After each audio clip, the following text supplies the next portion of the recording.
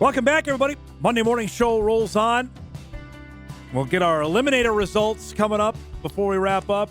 There were some tense moments there for everybody involved in that. We'll do that before we say goodbye at the top of the hour. We featured our best of the weekend. The highlight game, at least I thought to me, that Horace-Kindred duel that the Vikings end up squeaking out a win over Horace, which got everybody's attention, I'm sure, because now Kindred now in 2A, Horace a 3A school. Also in 2A, a real nice start at Grand Forks Central. The Knights go on. They beat St. Mary's in its opener, then went on the road and took out a good Jamestown team. Head coach Jake Schauer back with us after a nice start for Grand Forks Central at 2-0, and he joins us this morning after already doubling the win total last season. He's got to be thrilled about that. It's great to see you, Buck. Congrats on the nice start. Did you see this coming when you saw fall camp? Was this kind of start imminent? Yeah, we knew we were going to be better than last year. 2 years ago when we made the state championship, we were a senior-heavy team, and then you go to the Dakota Bowl, you lose, and then you realize, oh, man, I just lost 20 really good players. And, you look at your roster and you regroup, and unfortunately for us, last year's senior class only had 6 or 7 guys, so it's like, okay, it's going to be baptism by fire for a lot of senior or sophomores and juniors, and there's talent in those two classes for us. Well, now they're seniors and juniors, so they just got that much better over the off season, and they matured, and 16-year-olds turned to 17-year-olds and whatnot. So we knew we'd be better. But I think the verdict's still out as to how good we actually are. Have that last year, how difficult was that for you personally? You're used to winning. You had a great run in 23. Just to grind through that how difficult was 2024? It's tough. You just have to stay positive, and you got to keep getting those guys along. You keep the guys coming. And, we talked a lot last year about how, you have good years, you have bad years, but like the future was still bright. Our freshmen were really good last year. We dressed some of them for varsity games. Now those kids are playing a little bit. And I think our sophomores and juniors knew last year too, like we know we can do this if we put in the time and the work, and to see those efforts kind of come to fruition here has been really rewarding for these guys. You have 25 seniors. These are guys that came in with you when you got the job. How personally are you attached to this group of seniors? They're great kids. They really are. Anytime you coach and you got a senior class that you spend 4 years with, you really watch them mature, and I can think of some of these kids just where they started as to where they are now. You look at like a Naz Fisher. I mean, Naz started playing football in 8th grade, and now he's one of the best running backs in the state. I mean, I think in 8th grade he was playing tight end. We didn't move him to running back till the end of his freshman year. Sophomore year, he started varsity, and he's just kept progressing. And there's 4 or 5 stories like that out of this freshman crew, and they're a tight-knit bunch, and it's just a pleasure to go coach these kids every day. Knowing full well back then, were you able to even get your eyes like, okay, this guy could be a player for us in a couple of years? Yeah, and you watched them as freshmen, and they didn't win many games, but they were in every game. They were in a game against Davies and Cheyenne and these big AAA schools, and they're in the game. They're right there. It's like if they can just figure something out, or if the next class can kind of have the pieces they're missing, we're going to be okay. And my junior class has some nice pieces, a few more linemen that maybe help them out a little bit, and quarterbacks have progressed, and now we are where we are. You mentioned not sure how good you are yet. Describe that, of the anticipation of the games to come, to figure out, okay, is this for real or not?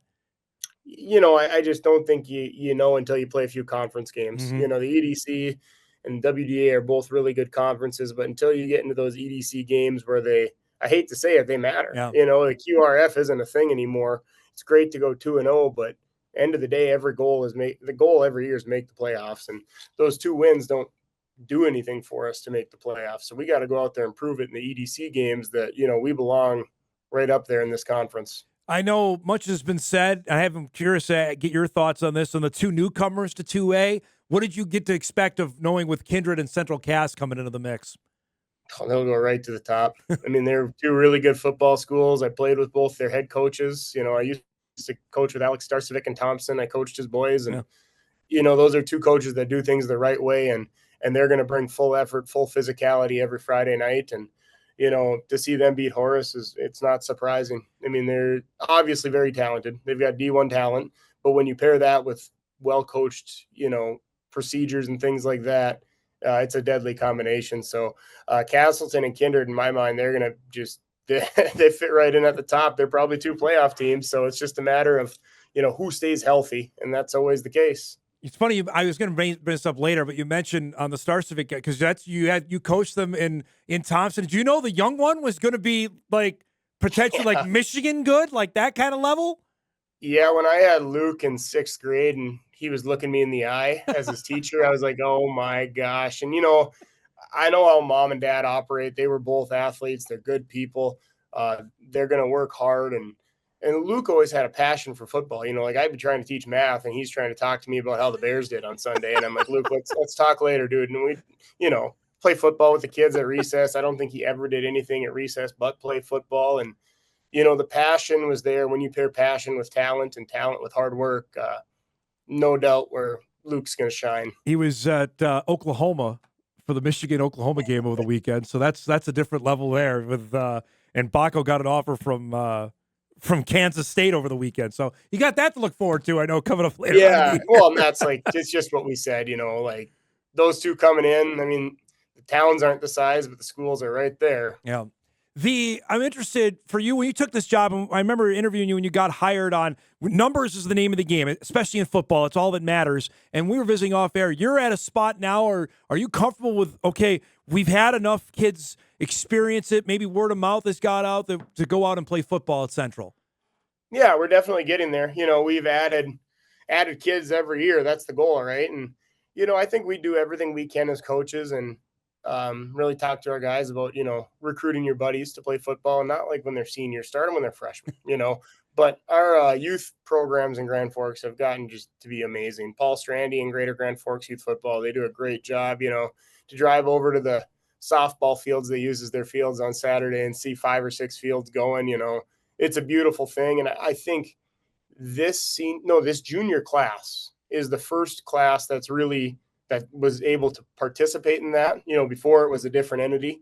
And junior class has, 20, 25 guys in it too. So we're seeing kids have a better football knowledge when they get to high school, and we're seeing bigger numbers in that. It definitely helps that we went to state 2 years ago. Yep. Kids come out of the woodworks when you have success. It definitely helps, like a Red River, when they go to state, their numbers are going to be inflated too. It's just a matter of what do you do as a coach to keep those kids out for football, and what do you do to keep them having fun? I was going to say, with each of the Grand Forks schools making it to the Dakota Bowl the last 2 years, has the level of football gotten better in Grand Forks? You've seen it up close? Oh, absolutely. Yeah, 100%.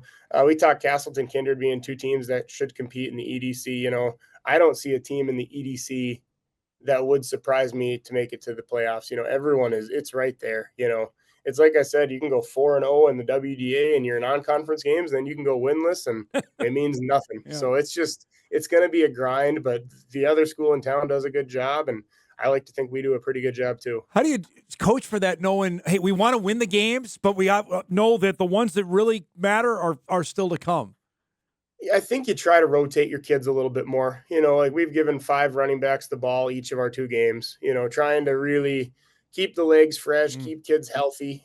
Even in like JV games, try to be cognizant of how many times guys are touching the ball, trying to, figure things out. So when those conference games do come, we got the right personnel and the right packages on the field. The schedule makers did this this is the first time I can remember that you guys are playing Red River at the end of the year. Describe that, of that being the final game of the regular season. I love it. Yeah. Mark it down every year. I think that's phenomenal. I think about college ball and the rivalry week being the last week. I think that's great when everything's on the line. It could be a playoff trip on the line. It could be a playoff seed, whatever it is. Heck, one team might be the best, one team might be the worst. It's still going to be a close game, and someone's going to crash someone's party. So, no, I think it's phenomenal. Heck, give me North and South the last week. Give me all those old school rivalries last week. I love it. Was that just by chance, or did you guys have some input, like, we want to do this? No, 100% by chance. Yeah, those guys that make the schedules, you can complain about the schedules, but that's a job I definitely don't want. I mean, they do their best to make sure everyone's travel is evened out the best they can and equal numbers of home games, things like that. But yeah, it's definitely something I wouldn't want to do. So when I saw it last game of the year, I'm like, that's great. Yeah. Get snow on the ground. Let's go. Before we go, the last time I believe we chatted, so I apologize it's been this long. Your son was just born, so that's almost 2 years now. How things going at home now with the football season wrapping and things going on there? I give a lot of credit to my wife. She's balancing. She runs a business, runs a full-time job, and to keep the house afloat it's nothing short of a miracle when I'm rolling in at 6, 7 o'clock at night. So no, everything's going well. We got two other girls too, but yeah, Jet, he's a football player. He'll scream at you in the morning if you don't put a football shirt on him. I mean, That's awesome. I love it. so we're pretty blessed to have him and our two girls, and I'm lucky to have my wife. When you think back on that week, now, 5, 10, whenever, his birthday comes about how crazy that week is, that's what kind of memory is that going to be forever with you? I think it's something that's just special.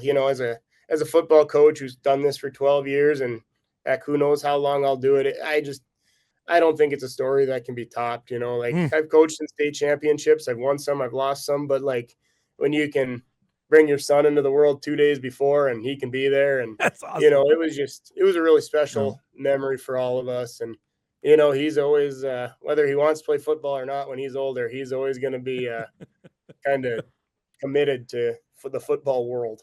It's great to see you, man. Thanks so much for the time this morning. Congrats on the great start. We'll talk down the road, okay? Hey, thanks, Dom. Let me know if you ever need anything. Good to see you, bud. There he goes. Jake Schauer, Grand Forks Central head football coach, joining us. They've got Dickinson coming up this week. He mentions that with the new format of the postseason of who makes it in 2A, that, yeah, you can go on a great run, but you've got to win those league games if you want to be in the top 4 come postseason. So we'll keep our eyes on Central as the year rolls on. We'll take our final break. We come back. We will update our eliminator stand. We had our first week of it.